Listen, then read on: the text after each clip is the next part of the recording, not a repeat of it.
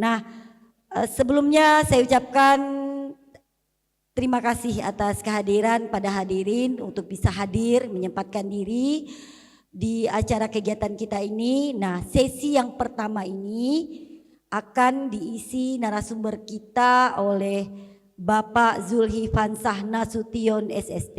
Ya, kita panggil bersama narasumber kita Pak Zulhifansah Nasution SST. Beri aplaus pada Bapak.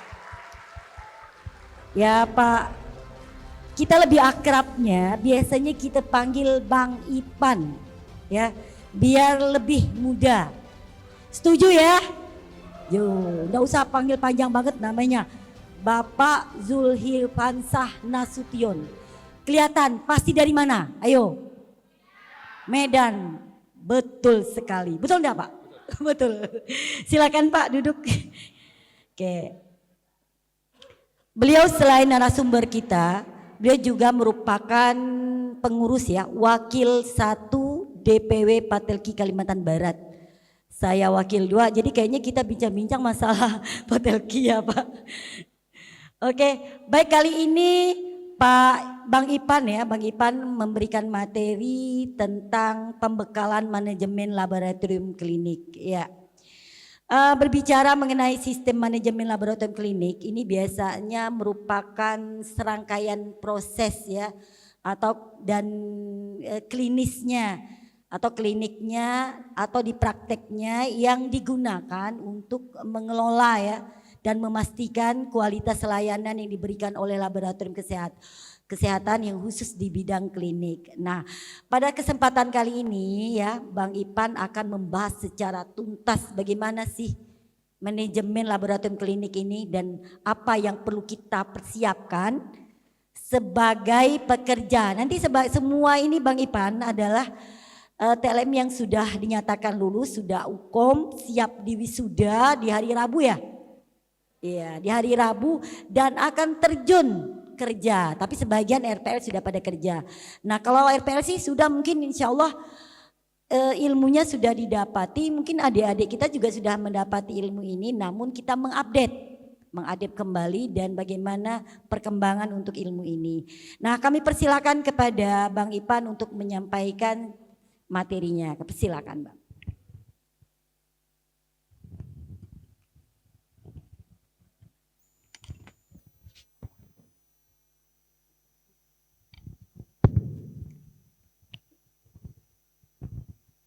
Baik, saya depan aja ya.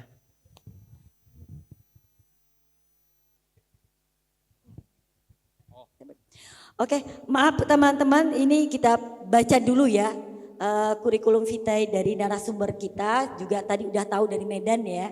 Dan tanggal lahirnya bisa dilihat, masih muda banget ya. 8 Oktober, udah lewat bentar lagi kita ulang tahun nih. 8 Oktober tahun 81, kemudian alamatnya bukan di ujung pandang itu ya, tapi ujung pandang yang pada tahu ya di Wahidin ya. Nomor HP bisa dicatat, jika tidak memuaskan atau tidak tertampung pertanyaan-pertanyaan belum dijawab bisa kontak ya Bang Ipan, izin ya. Oke, kemudian pendidikan juga sama seperti kami yang sepuh-sepuh di Poltekkes ini.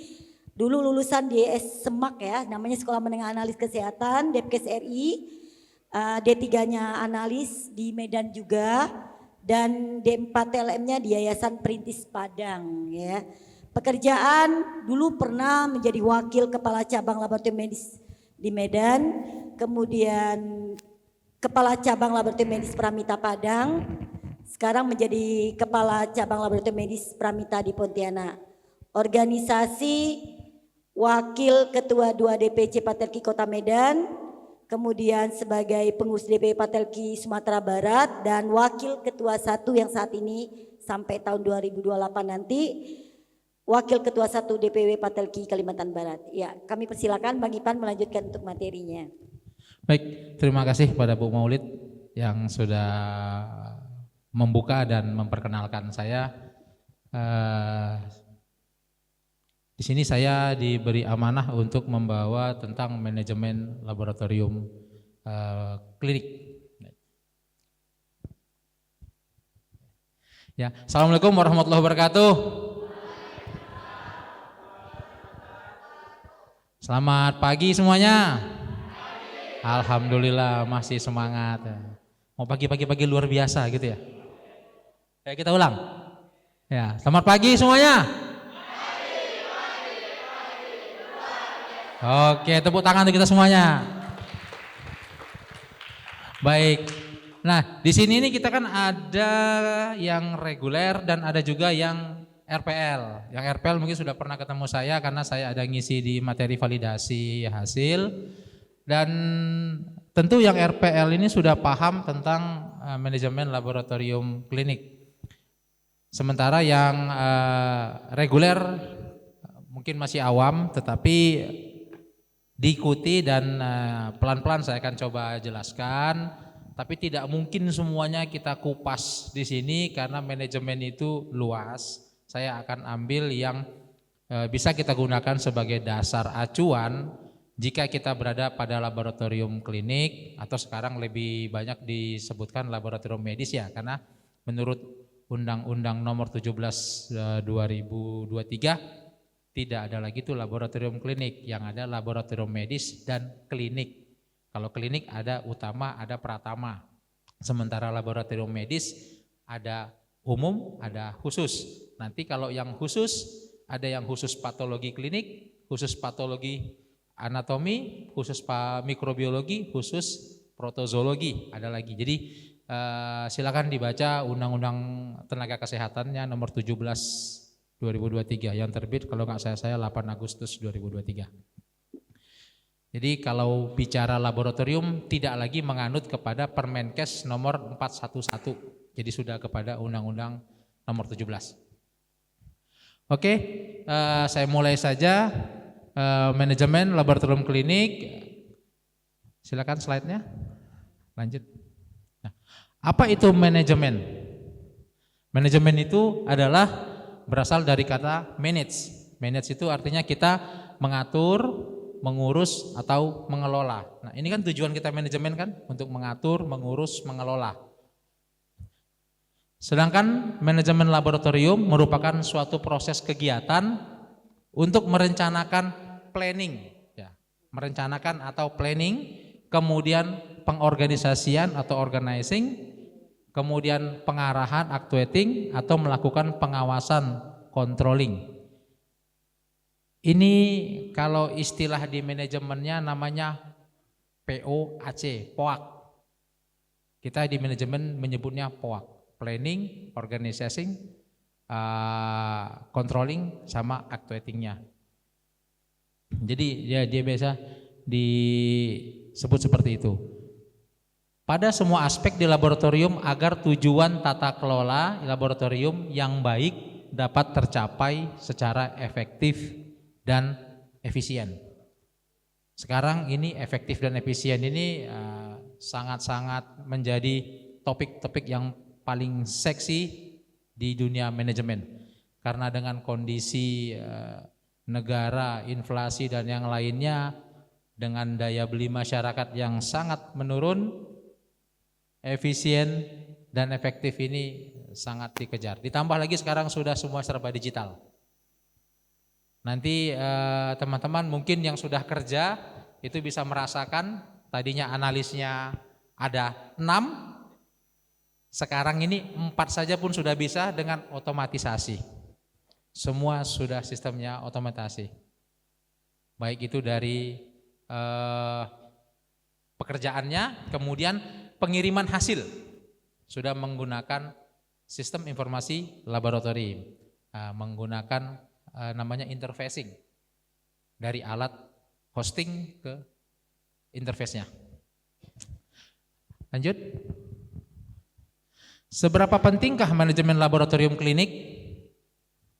Manajemen laboratorium klinik merupakan aspek penting dalam operasional klinik. Ya, suatu laboratorium yang dikelola dengan baik mampu menghasilkan hasil pemeriksaan yang akurat dan tepat waktu. Ini penting ya. Akurat, tepat waktu.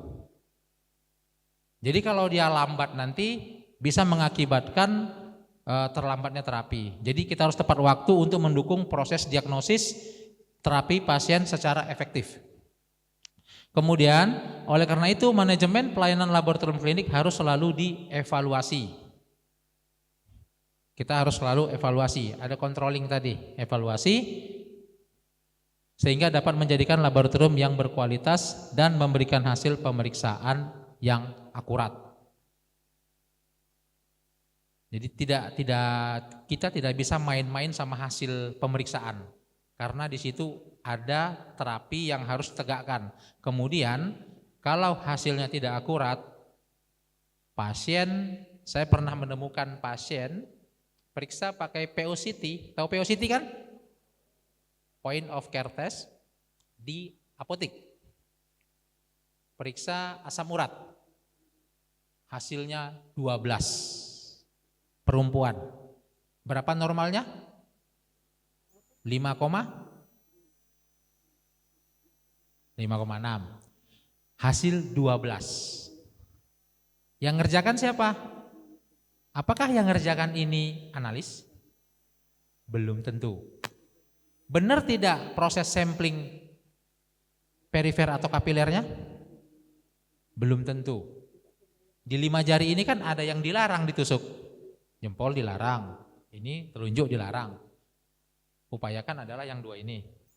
Nah, kedalamannya sesuai tidak? Darah tidak keluar atau jangan-jangan yang keluar supernatan. Ditusuk, darahnya enggak keluar, pencet. Kan dengan cepat trombosit akan menutup luka kan? Nah, keluarlah cairan.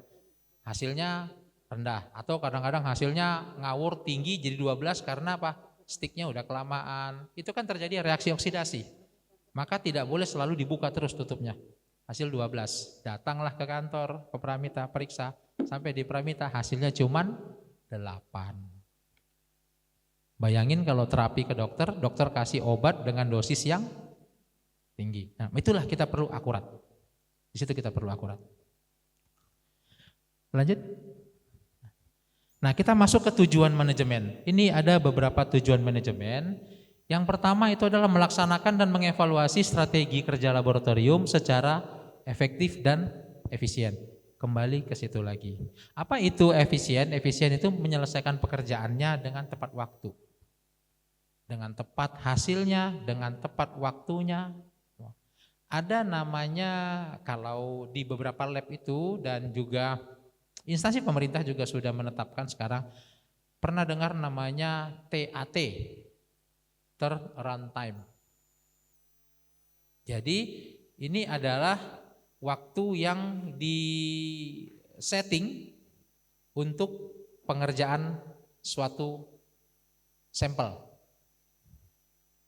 Satu lagi namanya TTR, time to result. Jadi akan diukur dari pasien diambil darah sampai hasil keluar.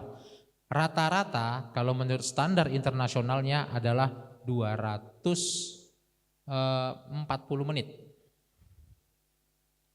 Untuk pemeriksaan rutin. Kita tidak bicara pemeriksaan khusus. Karena pemeriksaan khusus terkadang ada yang dirujuk. Nah ini. Jadi ada turnaround time, ada time to result. Jadi begitu dia didaftar sampai hasil keluar itu maksimal berapa lama? Kalau saya ingat, saya nggak salah, saya 240 menitan atau 280 gitulah, lebih kurang. Nah ini jika lewat dari itu berarti ini ada apa? Kenapa sampai terjadi molor waktunya? Itu akan diukur, nanti akan tertuang dalam namanya itu sasaran mutu laboratoriumnya. Nanti akan berimbas kepada KPI dari individunya, panjang. Jadi itu sekedar dulu aja, enggak usah dipusingin dulu ya, panjang nanti.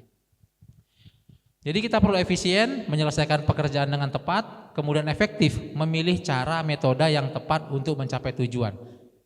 Update ilmu laboratorium ini terus berkembang, sehingga muncul gold standard method yang baru yang bisa digunakan untuk mempercepat hasil. Contoh aja kemarin waktu kita COVID ya, awalnya itu hanya PCR. Habis itu berkembang menjadi apa? Selain PCR kemarin apa periksa COVID? Lupa udah. Ada antigen. Nah, dikembangkan antigen. Kemudian karena sudah ada vaksin dikembangkan untuk antibodi, namanya RBD. Untuk mengukur berapa nih antibodi yang terbentuk di tubuhnya. Nah, itu adalah update-nya. Karena kalau PCR kan butuh waktu. Nah, antigen periksa 10 menit udah keluar hasil, terima. Jadi update-nya begitu. Kemudian mengevaluasi kinerja, meninjau dan mengkaji ulang proses, serta melakukan berbagai penyesuaian dan koreksi jika terdapat penyimpangan di dalam pelaksanaan strategi kerja laboratorium. Ini dulu pernah saya lakukan pada saat saya mengevaluasi tata letak alat di lab. Kita mengukur, ini pneumatic tube naik dari ruang sampling ke lantai 2 lab sampai di mana? Kemudian letak dari centrifuge di mana? Jangan letaknya di sana, pneumatic di sini. Ini ada wasting time. Ada waktu sampah di sini. Nah, letakkanlah di dekat pneumatic itu. Ini namanya wilayah pengolahan sampel. Ada komputernya untuk screeningnya, kemudian langsung di centrifuge kalau sudah waktunya. Ingat ya, ada sampel untuk kimia klinik atau serum tidak boleh langsung di centrifuge sebelum berapa menit. Ada aturannya itu. Kalau tidak bisa memicu lisis. Nah, kemudian di centrifuge, setelah centrifuge baru berpindah ke zona sebelah. Biasa zona sebelah ini yang paling dekat itu hematologi. Biasanya. Karena nanti yang serum diputar, hematologi langsung pindah. Setelah itu sebelahnya lagi apa? Tergantung labnya ya. Bisa kimia klinik atau imun, karena alat kimia klinik kadang gede. Jadi dia butuh tempat. Baru mana. Dan yang terakhir nanti di klinik rutinnya untuk sampel urinnya itu harus dekat dengan apa? Wastafel. Nah, itu penting supaya tidak terjadi wasting time, waktu yang terbuang sia-sia. Itu semua sudah digarap oleh beberapa perusahaan-perusahaan multinasional bahkan internasional kayak Abbott, Siemens, apa semuanya. Mereka sampai menganalisa itu dan membuat namanya Laboratory Information System supaya tidak ada wasting time. Kemudian memperbaharui strategi yang dirumuskan agar sesuai dengan perkembangan lingkungan eksternal atau kebutuhan pasar. Ya tadi labnya nggak punya periksa COVID, bisa periksa COVID. Nah ini dia. Meninjau kembali kekuatan, kelemahan, peluang dan ancaman yang ada. Kalau pernah dengar analisa SWOT, ada yang pernah dengar? Strength, weakness, opportunity, dan threat. Kekuatan, apalagi? Kelemahan, ancaman, dan peluang. Jadi dilihat apa yang menjadi kekuatan lab ini. Jadi kalau kekuatan dan kelemahan itu menilai diri kita. Apa kekuatan kita, apa kelemahan kita? Oh, lab kami bisa mengerjakan misalnya pemeriksaan tumor marker. 1 hari selesai, kekuatan kita. Tetapi apa kelemahan kita? Tapi kami ngerjakan tumor markernya dikirim. Butuh waktu 2 hari. Sementara kompetitor bisa ngerjakan sehari selesai. Itu kekuatan dan kelemahan. Saya menyebutnya itu adalah faktor internal. Kemudian kita nanti bicara dengan peluang dan ancaman, itu faktor eksternal. Apa peluang kita? Oh, peluang kita berarti bisa ke dokter onkologi, bisa ke penyakit dalam. Banyak, dokter mana saja ini yang bisa kita sasar. Setelah itu, apa yang menjadi ancaman kita? Ancamannya kembali, oh kompetitor juga sudah ada. Ini pasti konsentrasi dokter atau pasien akan terpecah. Atau sekarang metodenya sudah bukan yang itu. Kita misalnya menggunakan pakai VIDAS, metodenya ELVA. Gold standarnya pakai ECLIA dan CMIA. Itu yang biasa digunakan pada alat Roche dan alat Abbott misalnya. Jadi itu yang menjadi faktor-faktor untuk melakukan analisa SWOT.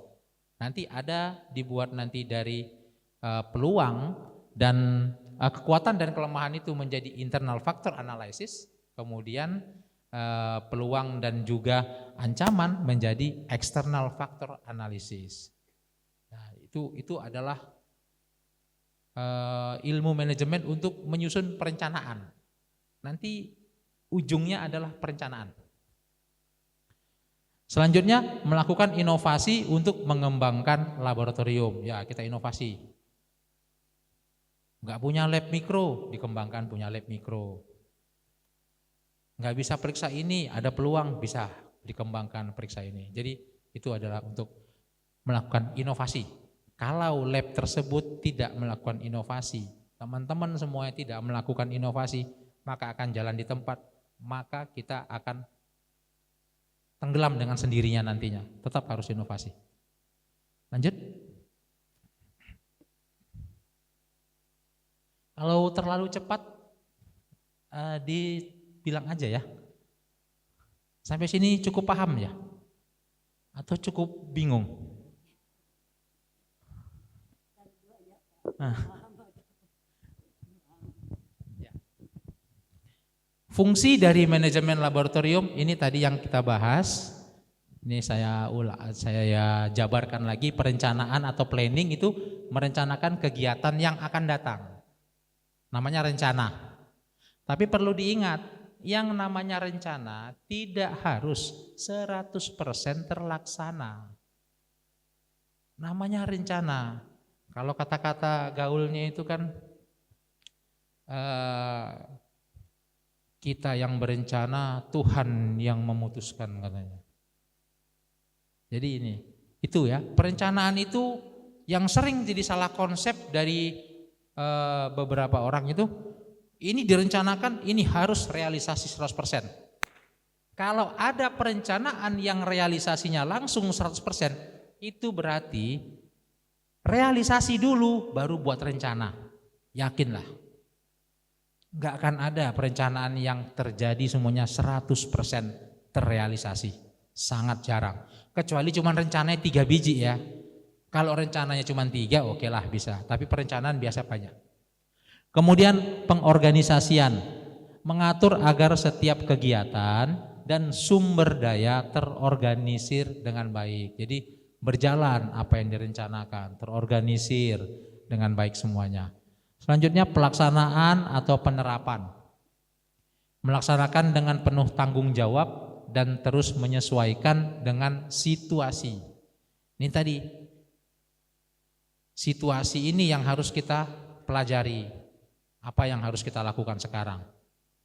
Contoh saat ini, melaksanakan dengan penuh tanggung jawab dan terus menyesuaikan situasi. Situasi saat ini mengharuskan untuk laboratorium, baik itu di rumah sakit, di puskesmas ataupun di mana-mana, yang menjadi penanggung jawab laboratoriumnya sekarang standarnya apa? Tamatan apa? D4. Karena itu sudah diundang-undangkan. Sesuai undang-undang, D4 ini memiliki tanggung jawabnya sampai ke validasi. D3 sampai ke verifikasi, makanya jatuhnya penanggung jawabnya itu ada di D4. Nah ini yang harus kita ikuti perkembangannya. Akhirnya negara menyesuaikan dan para instansi terkait di jajarannya itu menyesuaikan dengan situasi yang ada saat ini. Jadi itu perkembangannya. Kemudian pengendalian, mengendalikan agar pelaksanaan selalu sesuai dengan rencana dan mengarah kepada pencapaian tujuan. Ada goalnya, di mana rencana itu tentu ada goalnya. Jadi harus sesuai dengan rule-nya dan juga mencapai kepada tujuannya. Lanjut. Nah ini dia adalah lanjut lagi. ada tools of management. Pada umumnya ini adalah tools of management. Lanjut lagi Dimas. Terus, nah saya nggak bisa pakai pointer. Lagi, oke. Nah, di sini ada poin 1 manusianya. Manusianya ini nanti akan dikelola oleh manajemen sumber daya manusia. Kemudian ada uang, money, akan dikelola oleh manajemen keuangan. Nah, ini kita bicara manajemen untuk suatu organisasi laboratorium. Kemudian ada metode, ada material, ada mesin. Ini akan dikelola oleh manajemen operasional. Kemudian ada market, nanti ada bagian pemasaran atau marketing. Kita akan kupas satu persatu. Lanjut. Untuk manajemen sumber daya manusia, kalau nggak ada sumber daya manusianya, labnya nggak jalan. Jadi kita harus pakai sumber daya manusia. Kita akan lihat dari jumlah SDM-nya. Harus cukup dan tidak boleh berlebih. Kenapa tidak ada kata-kata kurang? Karena saat ini berlebih tidak boleh, kalau kurang dimaklumi. Nanti akan dievaluasi. Karena walaupun sekarang ini kurang, pekerjaan-pekerjaan itu sudah banyak yang otomatisasi. Sudah pakai alat. Letakkan sampelnya, alatnya jalan. Dia bisa kerjakan yang lain lagi. Nah, tapi setelah dievaluasi nanti ternyata, wah ini sudah sangat mengganggu dan sangat kurang, barulah diajukan untuk penambahan personilnya. Karena biasa penambahan personil itu kalau di organisasi itu kan sulit ya. Kita harus melakukan evaluasi bagaimana analisa beban kerja sekarang ABK. Nah, kalau memang sampai poinnya sekian dianggap butuh baru diajukan. Kalau yang di PNS malah diajukan sekarang, nanti pengadaannya tahun depan. Jadi ya agak berbahagialah kalau yang di swasta bisa langsung. Kemudian ini tadi dihitung indeks prestasinya atau KPI-nya. Jadi kalau udah masuk dan sudah syaratnya terpenuhi, kita bisa ajukan. Kemudian pendidikan SDM. Nah, pendidikan SDM ini penting. Dibutuhkan untuk bagian apa? Ingat ya, organisasi laboratorium itu bukan analis semua isinya. Ada bagian keuangannya, ada bagian pemasarannya, nanti ada penerimaan pasiennya, rekam medik. Nah ini jadi kita harus sesuai dengan kebutuhan kita, pendidikan SDM-nya. Kemudian kita harus melakukan pelatihan. Pelatihan itu penting supaya bisa update. Kemudian penilaian SDM, kita lakukan penilaian kompetensi. Kalau di kami ada kompetensi, ada juga penilaian tahunan, annual. Ya, jadi dia ada penilaian tahunan, ada juga kompetensi. Kompetensi itu berjenjang berdasarkan SKKNI. Dia ada level analis pertama, analis asisten analis, analis pertama, analis muda, analis madya. Nah, ada level-levelnya. Itu yang harus diikutin. Lihat aja nanti SKKNI, ada nanti kayak tabel-tabel dia, warna-warni. Kemudian promosi, kenaikan golongan atau kenaikan jabatan. Bahkan ini bisa dievaluasi, ada promosi, ada demosi.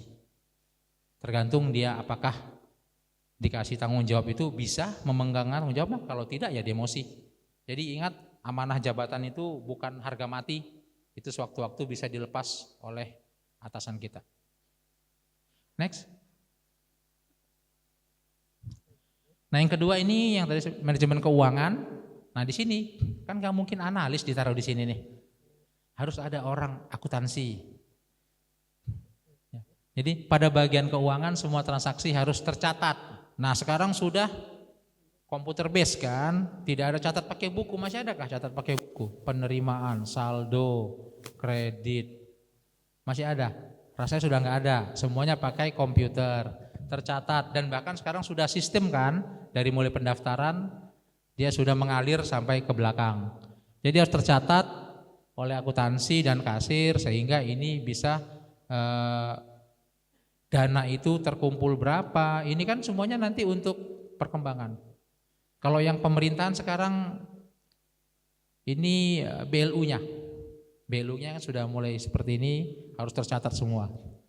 Pengeluaran harus dioptimalkan sesuai kebutuhan agar tidak defisit, harus menjalankan efisiensi. Nah, kita harus melihat dulu, jangan semua permintaan dari anak buah, Bu, beli ini, semuanya diiyakan. Enggak. Sampai sekarang saya itu yang masih kadang-kadang suka bertanya itu kalau di kantor itu, pena, stabilo, tip X, ini pun minta diadakan. Apa guna kita bekerja? Orang ke sawah bawa cangkol, kita kerja bawa apa? Masa pena pun nggak bisa beli, 10.000. Nah itu budaya sebenarnya. Jadi apa senjata kita?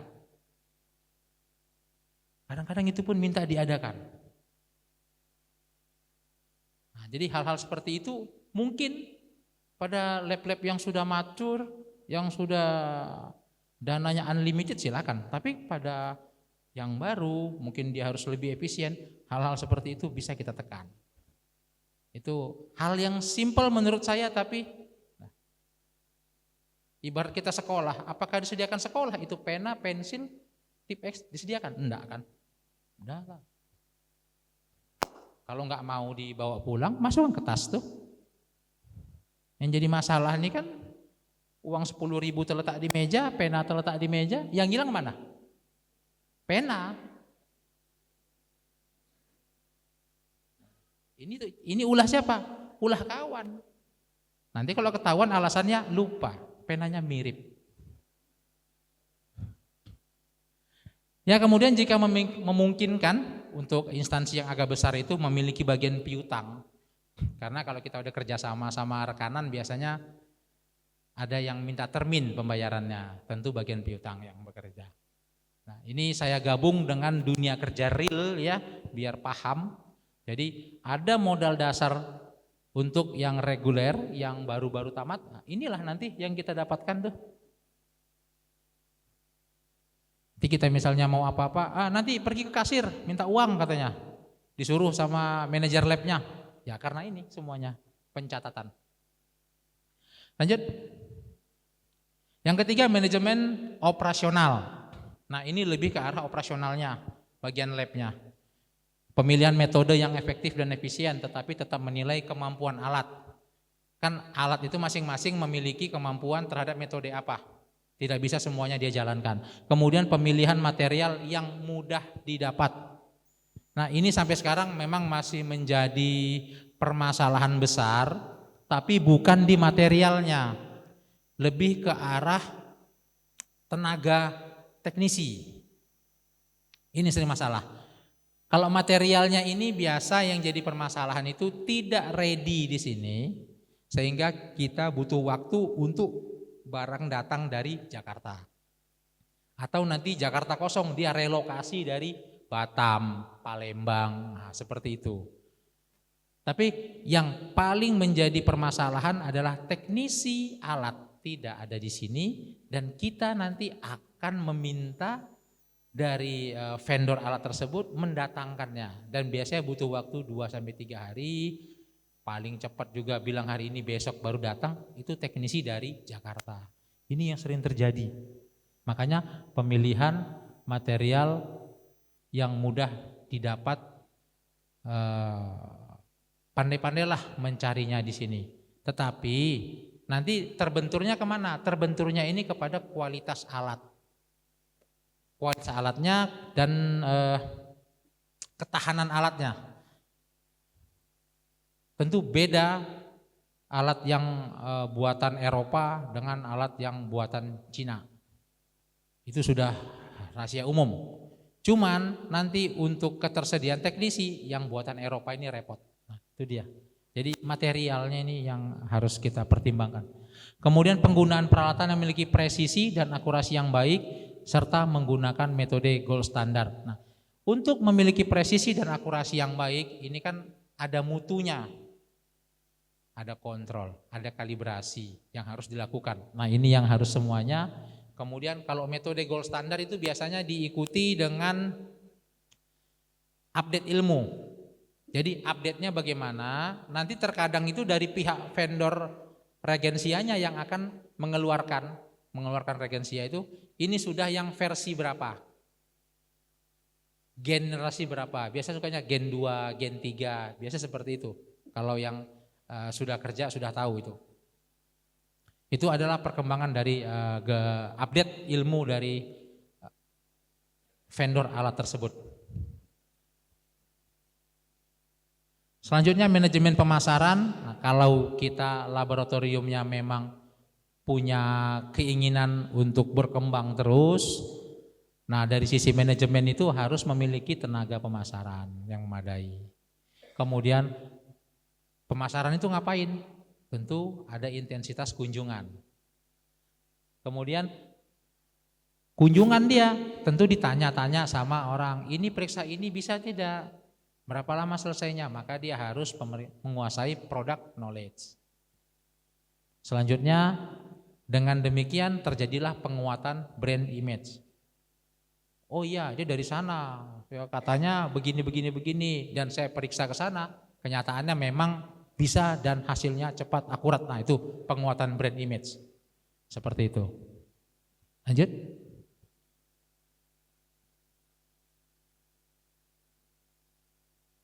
Nah, di dalam sistem manajemen sebenarnya terbagi-bagi.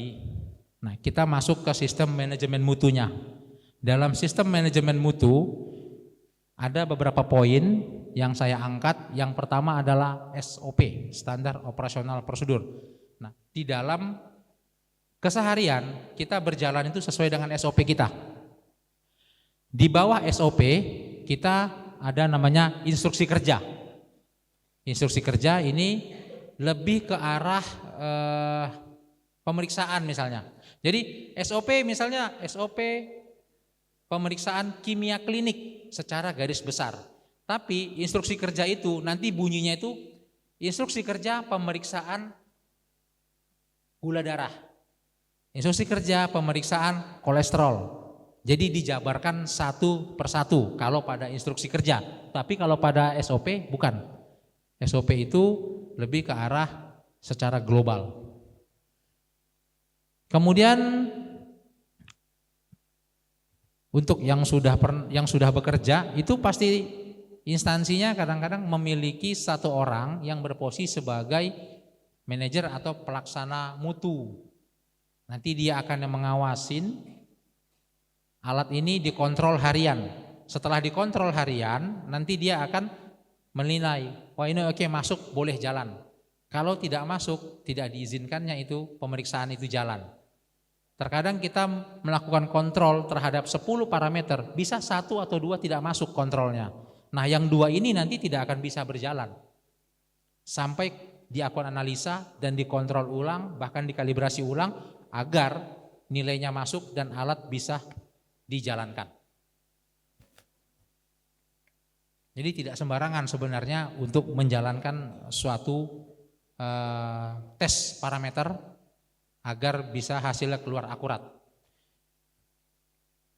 Yang keempat, ini ada kontrol tadi yang saya sampaikan, kemudian ada pencatatan keluhan, misalnya alat ini pada hari ini tidak masuk kontrolnya, kenapa, akan kita investigasi. Tujuannya apa? Tujuannya poin kelima, quality assurance. Kita menjamin kualitas dari pemeriksaan ini sudah akurat. Ini adalah SOP. Nah, jadi SOP itu ya pentingnya SOP merupakan panduan tertulis yang mengatur langkah-langkah kerja yang terstandarisasi dalam setiap prosedur di laboratorium. SOP menjamin konsistensi hasil dan meminimalisir kesalahan human error. Yang paling banyak terjadi di dunia laboratorium adalah human error. Makanya tolong pada saat bekerja harus serius, tolong singkirkan dulu masalah di rumah, jangan bawa ke lab. Pada saat mengisi hasil, pada saat mengerjakan, jangan bermain, jangan bercanda-canda. Anda salah tulis koma, hasil itu jauh berbeda. Harusnya dia 0,1 tertulis 0,01. Itu jauh. Dan efeknya nanti akan kepada pasien. Terapi yang diberikan dokter untuk hasil 0,1 dan 0,01 itu beda. Makanya harus ada verifikasi yang dilakukan oleh yang melaksanakan pemeriksaan, validasi yang dilakukan oleh penanggung jawab labnya atau dokter patologi kliniknya. Itu sangat penting.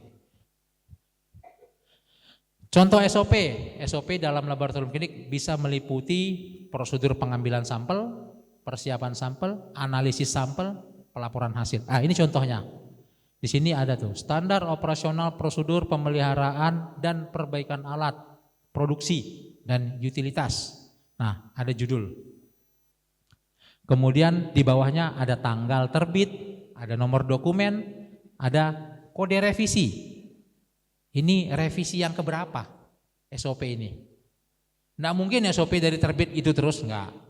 Setidaknya ada pejabat yang berwenangnya berubah.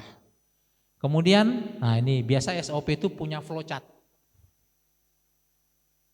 Ada flowchartnya, gambar-gambarnya.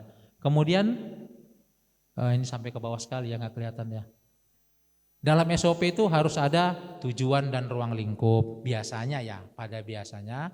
Kemudian tanggung jawabnya, kebijakannya, pengertiannya, rujukannya dari mana, pengukuran hasil kerjanya bagaimana, dokumen terkaitnya bagaimana. Nanti di bawahnya ada dibuat oleh siapa, disetujui oleh siapa, jabatannya apa, tanda tangan dan tanggal terbitnya. Bahkan kalau di Pramita itu di halaman selanjutnya itu ada satu, itu riwayat perubahan dokumen.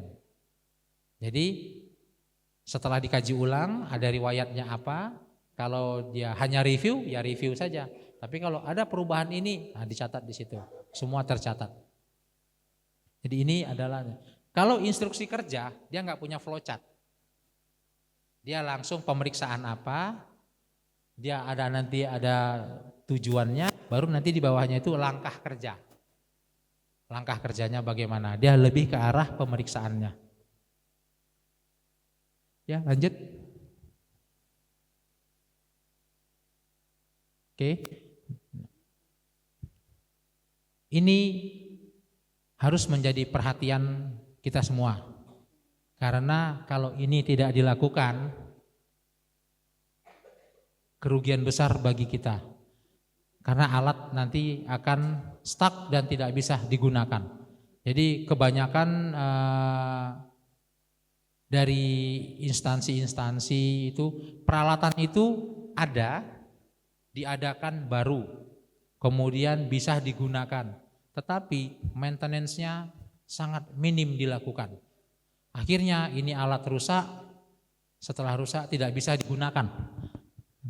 Jadi perawatan maintenance sangat penting. Biasanya itu ada alat itu tinggal kita lihat apakah ini dia perawatannya ada yang mingguan, bulanan, tahunan, ada daily, weekly, monthly, yearly. Jadi itu dia semuanya ada pada alat tersebut, biasanya tertuang di dalam manual operation book. Jadi nanti kalau sudah ada alat baru, tolong manual booknya dibaca, walaupun dia pakai bahasa Inggris. Makanya kita tenaga kesehatan harus memiliki kemampuan bahasa Inggris, ya walaupun minimal, tapi setidaknya bisalah menguasai 25%. Karena semuanya nanti pakai bahasa Inggris. Kalau yang dari Eropa, yang dari Cina nanti pakai bahasa Cina. Tapi tetap ada bahasa Inggrisnya. Kalau dulu saya zaman di lab itu bahasanya nanti bahasa Inggris, bahasa Jerman, bahasa Arab. Jadi nggak di Indonesia. Nggak tahu sekarang sudah banyak nggak yang pakai Indonesia, saya kurang tahu. Nah, perawatan alat. Nah, perawatan alat laboratorium secara berkala sangat penting untuk menjaga keakuratan dan presisi hasil pemeriksaan. Perawatan meliputi pembersihan, kalibrasi, dan perbaikan jika diperlukan. Contoh simpel itu alat hematologi pada saat mau dimatikan harus di cleaning tidak? Dia harus di cleaning, full cleaning baru mati, baru shutdown. Karena apa? Karena nanti dikhawatirkan itu ada tinggal sedimen di selang-selangnya. Mati, tidak bergerak, akhirnya nanti itu menjadi kerak dan bisa menyumbat. Nah, tetapi hati-hati terhadap alat elektrolit. Ya bagi yang belum kerja ya, alat elektrolit kalau dia elektrolit basah jangan dimatikan. Kalau kalian matikan itu besok tinggal siap-siap saja mengganti selang-selangnya. Karena terjadi penggaraman.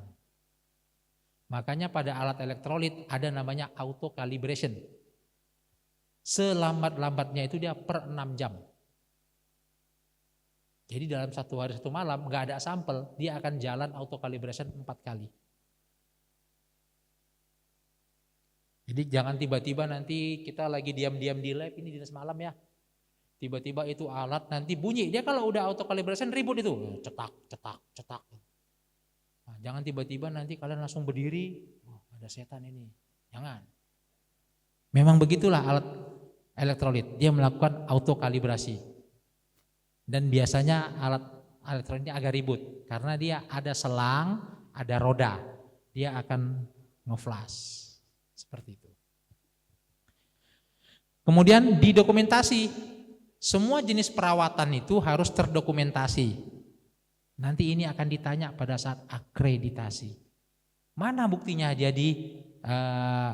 rawat? Siapa yang melakukan perawatan? Mana buktinya, dokumentasinya? Ada parafnya enggak? Kalau teknisi yang datang, teknisi harus paraf di situ. Bahkan checklist yang dibuat oleh teknisi kita lampirkan di belakangnya untuk disimpan sebagai record. Itulah dokumentasi.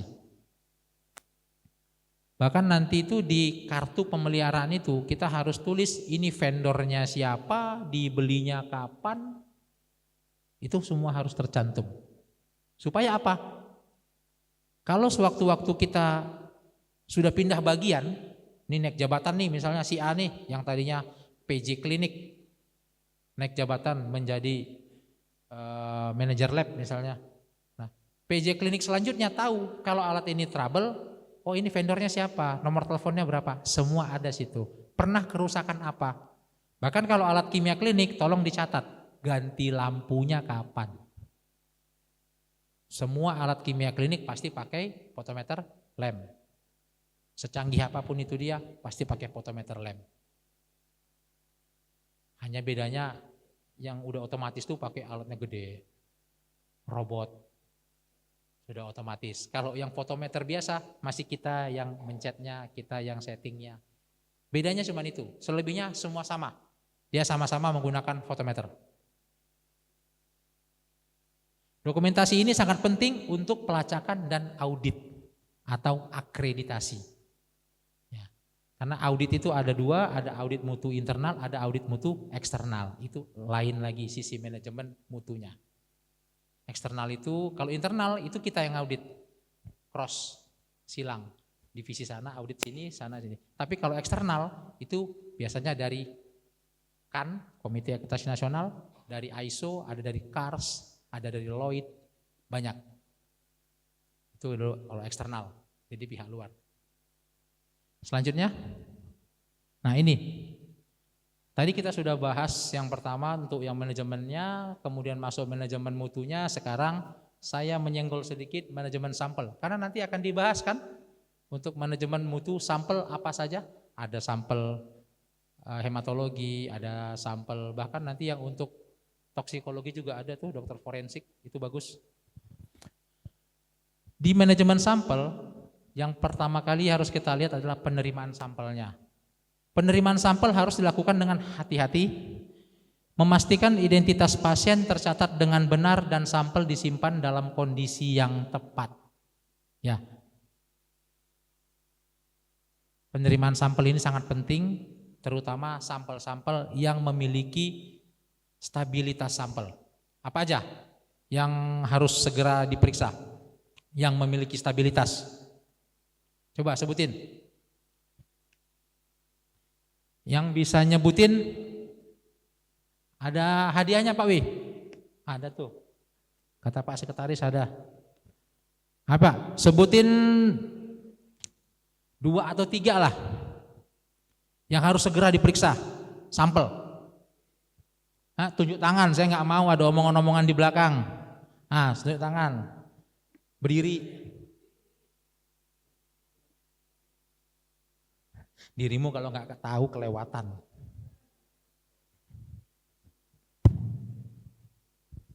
Urin Pak. 2 atau 3?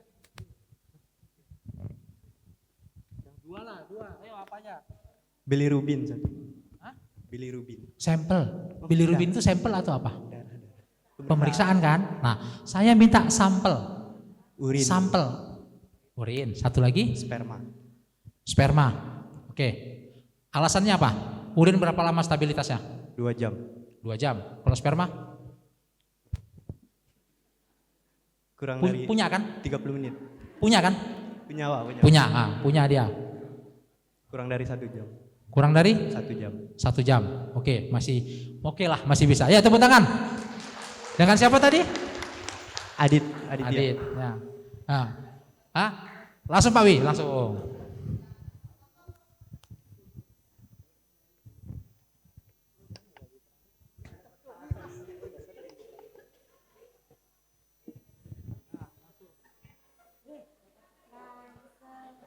Ayo, Adit maju.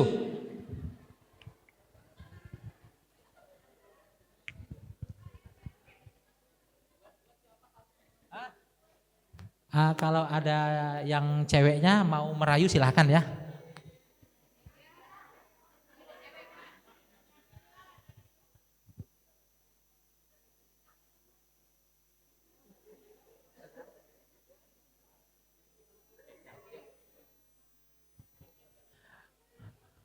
Oke, ya.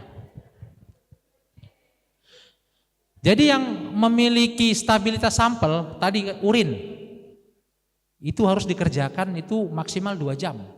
Kalau enggak nanti terbentuk apa? Terbentuk bakteri. Kalau udah bakteri terbentuk nanti apa? Kalau udah bakteri terbentuk apa lagi? Nitrit. Jadi ada false positif. Dan lihatlah nanti warna urin itu kalau dibiarkan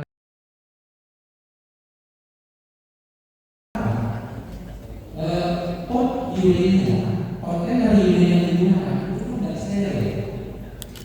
Kontainer urin yang digunakan yang steril hanya untuk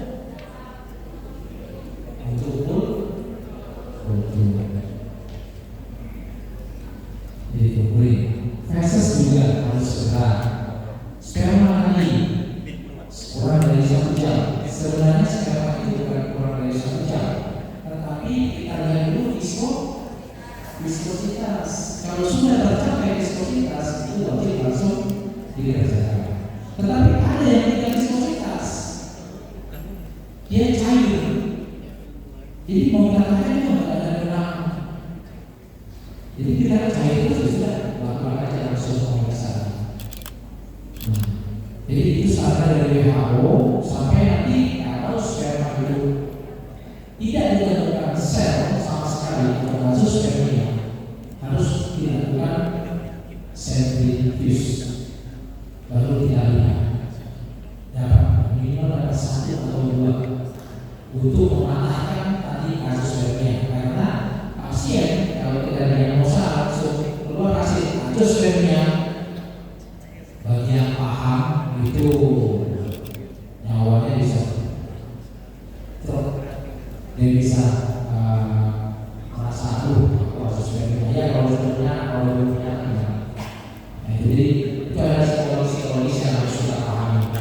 beberapa sampel lagi. Contoh sampel untuk pemeriksaan PTYR, APDT, protes, kemudian tes agregasi kromosit. Ini rata-rata sampel-sampel yang stabilitas sampelnya itu ada yang kurang dari 4 jam, ada yang kurang dari 7 jam. CD4, CDA, rata-rata ini menggunakan sampel menggunakan sirat. Ini stabilitas sampelnya itu sangat pendek.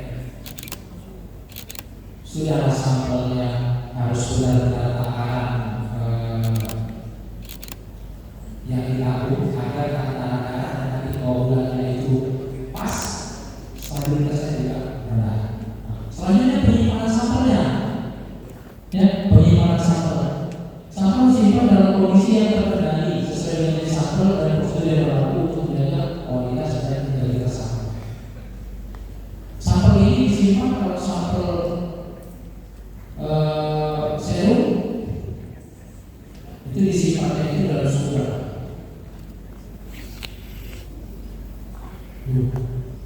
Coba ya, kalau tangannya kerja, kalau itu yang mau wisuda, ya wisuda, tanggal 2 kan?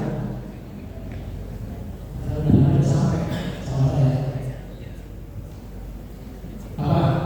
Berapa suhunya? 2? Yang mana yang ngomong? Ya ngomong masa tahu.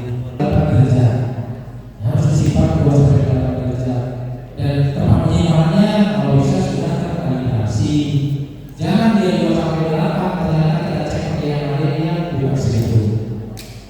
Tapi ada sampel kalibrator, kontrol, ini kan harus kita buat disuruh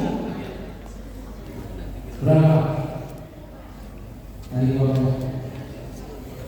Ayo, berapa suaranya? Yang jawab itu lagi. Ini suara dulu.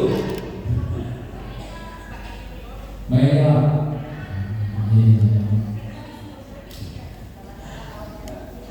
Jadi penyimpanannya beda-beda sesuai kebutuhan. Bahkan sekarang itu aturan yang untuk sektor farmakologi itu, kalau dulu itu disimpan sampai 2 hari, sekarang malah nggak perlu disimpan karena stabilitasnya itu hanya kurang dari 24 jam. Nanti pada saat dicek lagi saya farmakologinya, saya perlu, jadi nggak guna. Kalau mau perbandingan ambil dulu. Saya farmakologi harus tes. Pengolahan sampel contoh sesuai dengan SOP seperti saya bilang tadi. Ada sektor kimia ini serum langsung diputar, boleh. Tidak ada waktunya. Tujuannya untuk sektor ini untuk kita periksa. Kita serius. Kemudian meliputi persiapan sampel, analisis dan penyimpanan hasil. Proses ini harus terdokumentasi dengan baik. Yang keempat tadi pemusnahan sampel. Pemusnahan sampel itu dilakukan sesuai dengan prosedur yang berlaku dalam pertimbangan aspek keamanan. Jadi sampel yang dimusnahkan itu ada masanya. Sampel yang itu berapa lama, kalau dia serum berapa lama, dan dimusnahkannya juga ada aturannya. Kalau dia yang liquid dalam tabung itu dibuang sama tabungnya pada tempat TPS-B3 itu harus disimpan dalam freezer. Nah dia berbahan liquid untuk cair supaya dia beku. Tapi kalau seperti sarung masker itu tidak apa di luar freezer. Lanjut.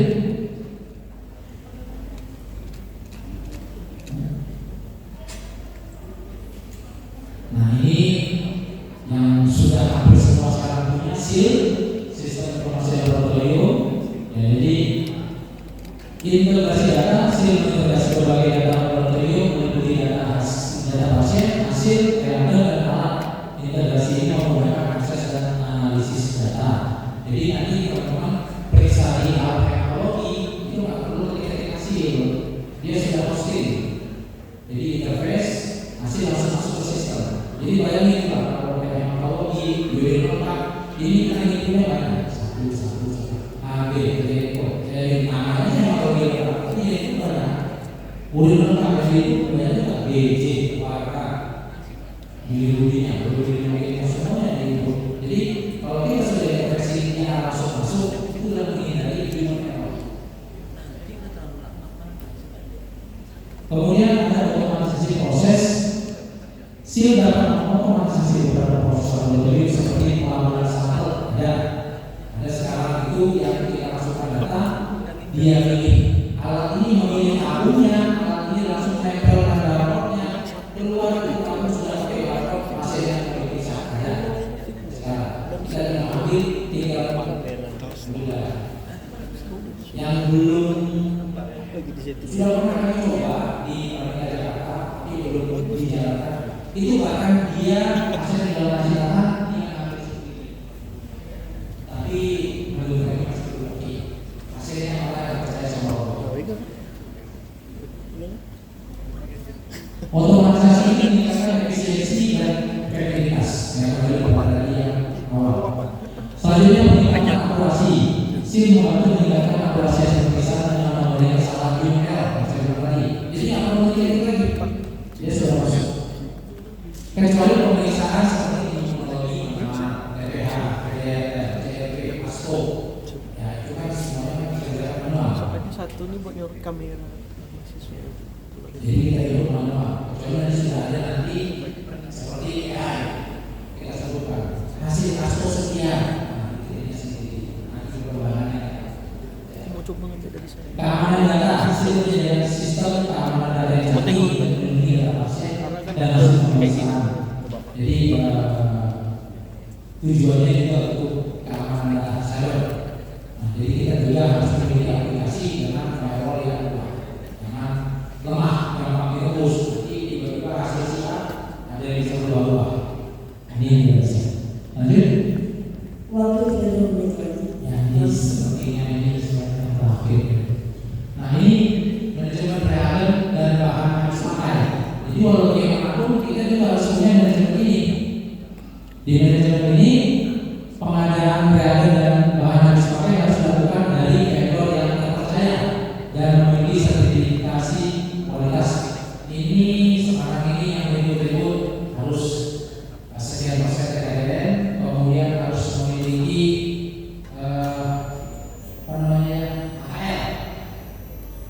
Kalau nggak ada AL-nya nggak bisa masuk untuk jualan, tidak akan terbit rekomendasi jualannya, tidak bisa masuk ke dalam e-katalog. Nah, itu semuanya sekarang yang sudah dibuat regulasinya oleh pemerintah. Kemudian penyimpanan reagen dan bahan habis pakai harus disimpan dalam kondisi yang terkendali. Jadi kulkasnya juga ada khusus untuk reagen. Jangan pernah dicabut. Kulkas untuk simpan reagen dan kulkas untuk simpan sampel. Saya pastikan Anda akan tenang major pada saat akreditasi atau kalau pada saat kali internasional dengan pihak eksternal ISO akan kena NC namanya non-conformity. Itu major error karena menyatukan dua kulkas tersebut, dua bahan tersebut dalam satu. Tidak boleh. Kemudian kontrol stok harus ada kontrol stok karena ada sudah punya programnya, setidaknya bukan harus stoknya. Selanjutnya pemusnahan reagen dan barang pakai yang ada di luar sana tidak bisa dipakai lagi, harus kita musnahkan. Dan ingat pemusnahannya kalau bentuk cairan harus buang ke tempat kimia. Jangan buang satu sembarangan, itu kimia. Nanti ke aliran publik berbahaya. Tiba-tiba besok ikan hidup udah ngomong aja. Datang kalau sama nih urusannya nanti kalau ada selidiki nanti dia apa nih? Pasukan bercoba. Banyak yang cerita sama kita. Lanjut. Keamanan dan keselamatan kerja ada aspeknya ya, aspek keamanan biologis. Ini contoh pertamanya pakai APD. Ya, untuk biologis ya diri sendiri. Kemudian keamanan kimia, penyimpanannya bagaimana? Disimpan ini reagennya suhu berapa sih? Ada juga yang contoh kayak protein kan nggak perlu suhu kulkas, dia bisa suhu panas. Terus misalkan radiasi, kalau ada alat-alat yang mengandung radiasi seperti ronsen, itu harus ada pengamanannya. Dan yang paling penting lagi yang satu keamanan kebakaran harus dilatih ya, dilatih penggunaan apa. Dan ingat, apa untuk dilihat itu menggunakan apa yang mengandung apa? Ada tahu? CO2. Apa CO2 atau powder? CO2.